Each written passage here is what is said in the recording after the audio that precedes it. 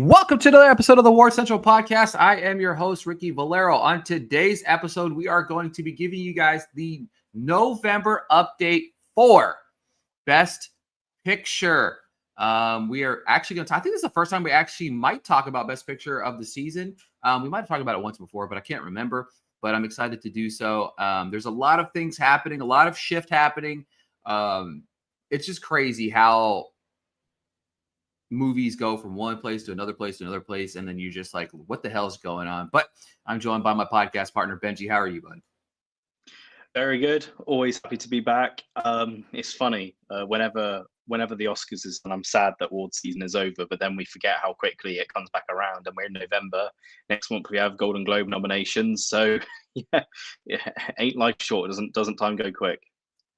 Yeah, Critics' Choice, Golden Globes will be locked in within a week, a couple days of each other, I think it is. So it'll be interesting to see some shifts and changes to come along with that. But yeah, like without further ado, we're going to talk about Best Picture today. Like I said, probably our first conversation in depth about this season. So excited to hear your thoughts, see where you stand in the mix. But of course, before we jump into our predictions, what are some films that are on the fringe of your top 10 that really could potentially stand a chance of sneaking in your opinion?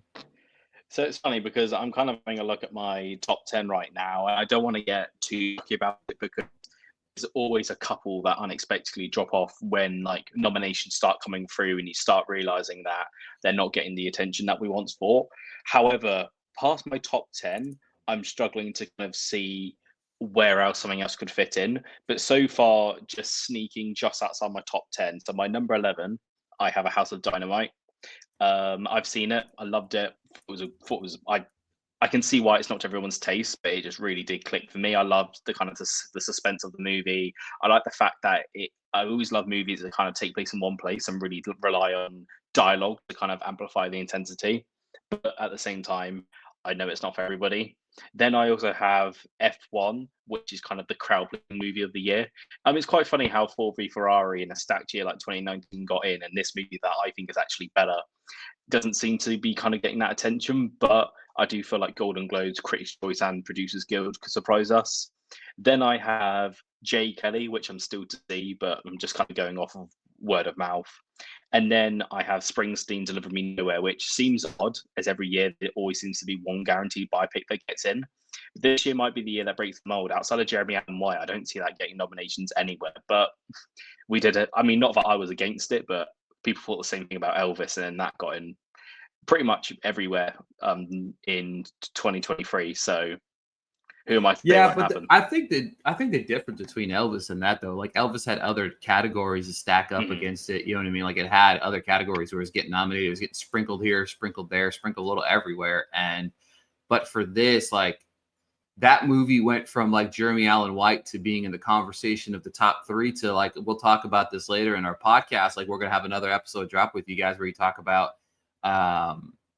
best actor. But I mean, I'm starting to see an area where he might not even get in. You know what I mean? Like that film could theoretically be blank, and it wouldn't shock me at all. So it's funny that you mentioned some of the films that you mentioned. You know what I mean? Like there's a lot of films that are on that cusp.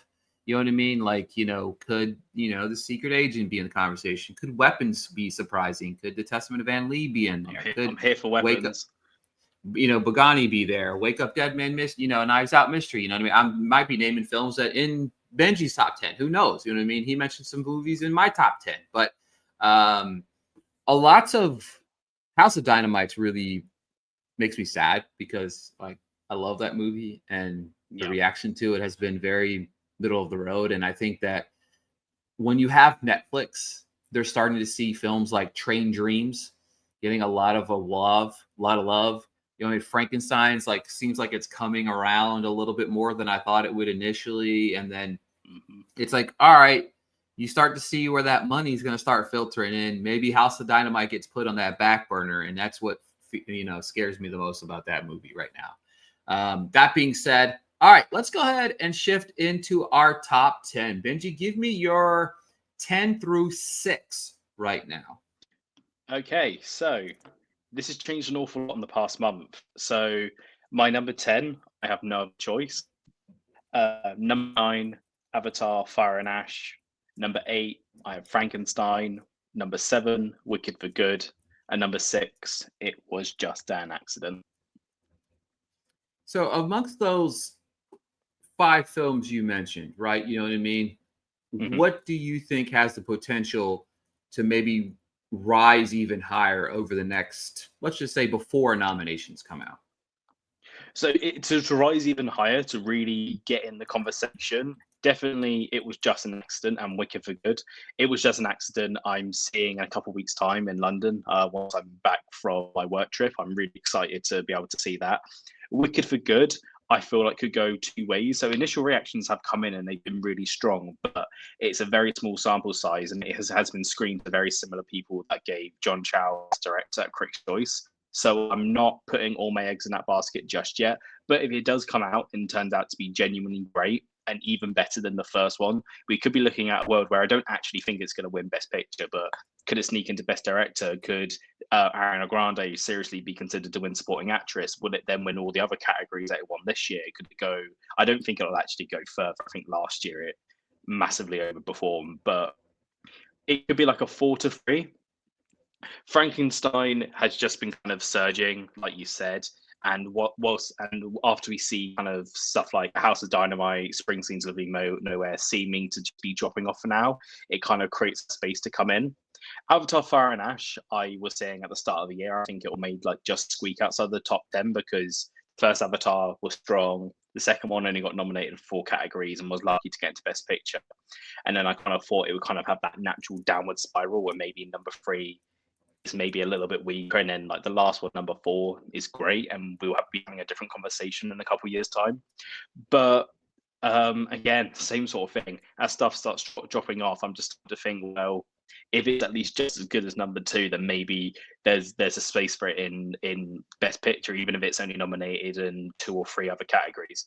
And then no other choice. I'm going out a bit of a limb. Again, gutted. I haven't been able to see it yet, but um, from what I know about the director, I've forgotten his name. Help! What's his name? Park. We'll go by Park. You know, he's one of my. This is what makes it worse. He's one of my favorite international directors, and I'd say all of his previous films have been Best Picture worthy. But we're now in a situation where Park Chan-wook. Thank you. So he's one of my favorite international directors, and I'd say all of his previous films have been awards worthy. But you know how it kind of was back in the day. These type of films weren't getting that type of attention. We now live in a different day and age. We know we have at least 2 international films getting into Best Picture. You know, we live in a world where Paris is Best Picture winning film. So if it is genuinely his best, or at least one of his very best films, then yeah, I think it could get in. It's been submitted by South Korea for international feature film, so it's got the backbone to get there.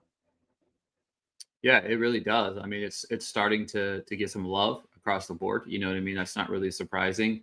I'll be intrigued to see what that love looks like. But for me, I'm coming in hot here with my 10 through 6. And if I can get my predictions pulled up here. All right. So my 10 through 6 currently looks like a movie that you mentioned on the outside looking in, a movie that I feel like is getting a little bit of momentum as some of these other films aren't as good. And I feel like they're going to push it quite a bit. F1, the movie. I just feel like the avenues for this film have just rise. It's crazy because I was really hoping that we didn't talk about Best Picture last month, and I thought we were going to, so I already had it. Like I've had it slide at my number 10 for like the last month, and I wanted to be like the cool kid in front of it. But I really feel like this movie has every chance to really be that 10 slot. It overperformed at the box office. It's got a strong backing behind it. Apple's already like promoting the hell out of it as well. I think there's a really strong chance. Obviously, it's going to see some below the line nominations, 1000%. I think it could get in for song as well. So because of that, I think there's some strong opportunity for it to check the right boxes to be number 10. Avatar: Fire and Ash coming in at number 9. It doesn't make sense to bet against this film. You know what I mean? It's like I'd rather be wrong than just be the idiot that doesn't have this film in their top 10 almost. You know what I mean? I just feel like that's where I sit with this movie. Number 8, I have Jay Kelly. I just feel like there's a lot of love for this film. I think this is the one that has every potential to be just out completely in so many different things, or it's going to be strong. You know what I mean? Like, I just don't know where it kind of lies right now. And I have it basically like flip flop. I keep going back and forth with like Frankenstein on that one because I don't have Frankenstein in my 10 right now. 7, I've got It Was Just an Accident. And number 6, I have Wicked for Good. Wicked for Good, again, not a film that I'm just like, oh my God. But it's also a film where it's like, you know, as you said, there's only been a few people to see it. You know what I mean? And because of that, it's like, oh, okay, cool. Like, you know, the people that have seen it are the people that love the first one, and people that have, you know, awarded the first one, even best director, it won at a certain specific, you know, ceremony. So for me, you know, it's hard to bet against it. It's got the strong power behind it. It's got a strong backing behind it. Ariana Grande, Cynthia Erivo. Like, how do you not like those two together? And how do you not like the conversations that they have together? So it's just too hard not to talk about that film. All right. I think it's a fair list, and all of the ones that weren't in my top 10 were on like my, you know, very outside. But F1, I feel like maybe is a little bit too easy of like an Oscar movie at the moment. And then Jay Kelly, I'm not sure. I've heard that movie's really there. I know there's some people who love it, but then I'm also aware that it's really like really disappointed a lot of others. I know, it's like I feel like I go back and forth about that one so many different times just based on the simple fact of like I've heard both ends of the fences, but it's also like what I struggle with, I think, with that movie is it's Clooney, Sandler, Netflix, Bomback. You know, when you mix all of those factors in, to me, it just makes too much sense in a way. And I just honestly, by the time the next time we come, you know, you and I conversate, I wouldn't be surprised if it's out of my, again, I wouldn't be surprised if it's out of my 10. Like, this is the one I felt the least confident about. I just didn't feel more confident putting it below F1, but I think that one's just going out on a whim there. But give me your 5 through 1. Okay, I feel like this is going to come as no surprise to anybody. What I mean, people make different orders, but I'm pretty sure this is top 5 for everybody. Number 5, Sentimental Value. Number 4, Mighty Supreme. Number 3, Hamnet. Number 2, Sinners. And number 1, I'm sure everyone's going to be shocked at this, One Battle After Another. Yeah, it's not really shocking at all, right? You know what I mean? I think you said the same. Nope. Yeah, we have I think the identical 5.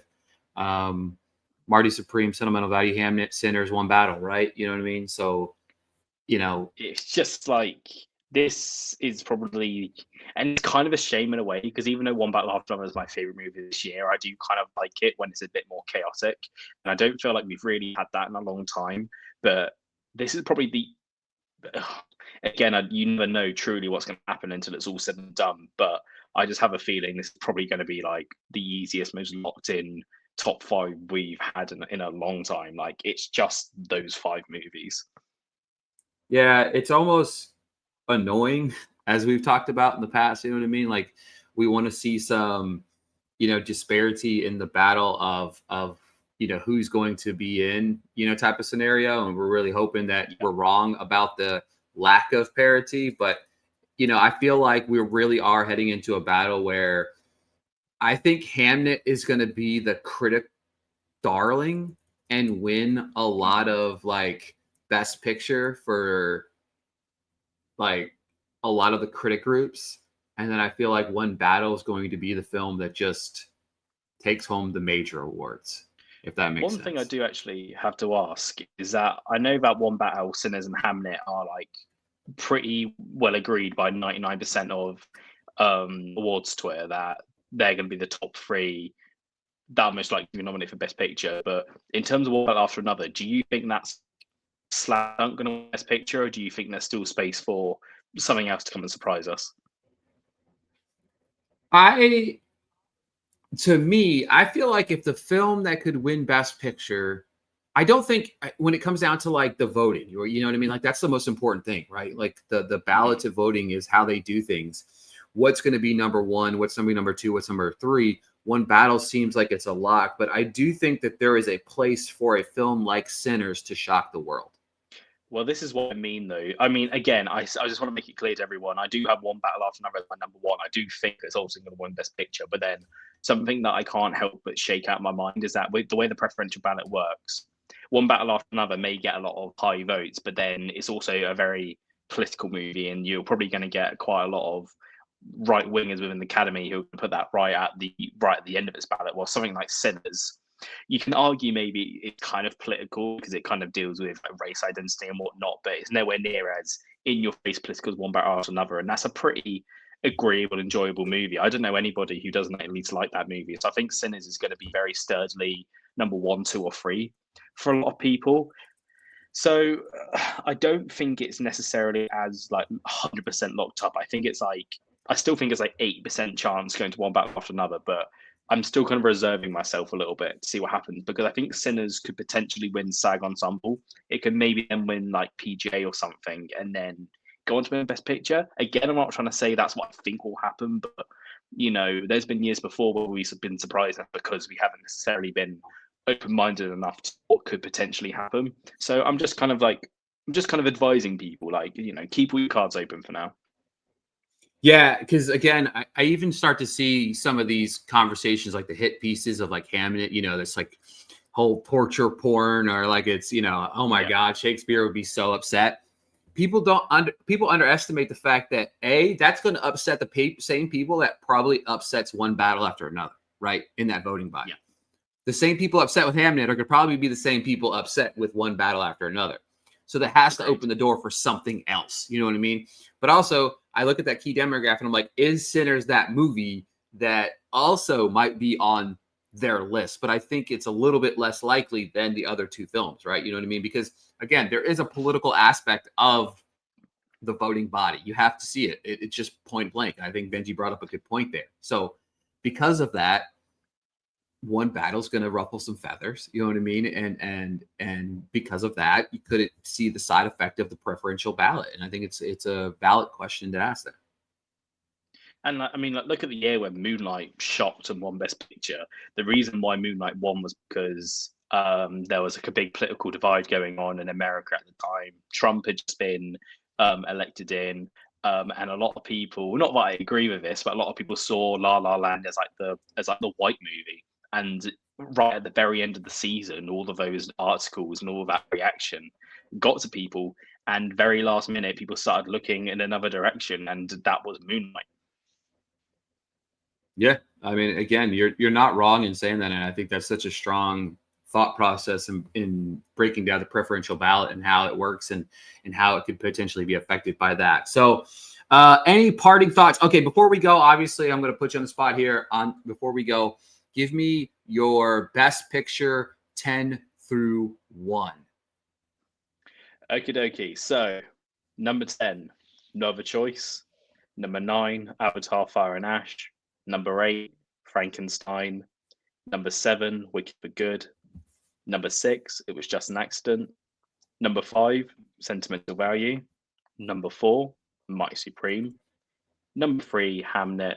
Number 2, Sinners. Number 1, One Battle After Another. Yeah, for me, my top 10 looks like this. Coming number 10, F1 the movie. Coming 9, Avatar: Fire and Ash. Number 8, Jay Kelly. Number 7, It Was Just an Accident. Number 6, Wicked for Good. Number 5, Marty Supreme. Number 4, Sentimental Value. Number 3, Hamnet. Number 2, Sinners. And number 1, One Battle After Another. I can't wait. I'm just super excited for the next few months because, again, nominations for like the Globes and Critics' Choice won't really, I don't think, adjust my thoughts on like the 5, you know what I mean? Almost, you know what I mean? Because I think we're going to hear those 5 in all of those things, you know what I mean? So it'd be interesting to see how that goes, especially with like, One Battle going comedy, which isn't surprising because I feel like it went comedy because it's going to probably win everything. You know what I mean? Like it, can win everything in comedy. Exactly. You know what I mean? So, but yeah, we thank you guys so much for tuning into another episode of the War Central podcast. Make sure to tune into our next episode where we give you our November update for the acting categories.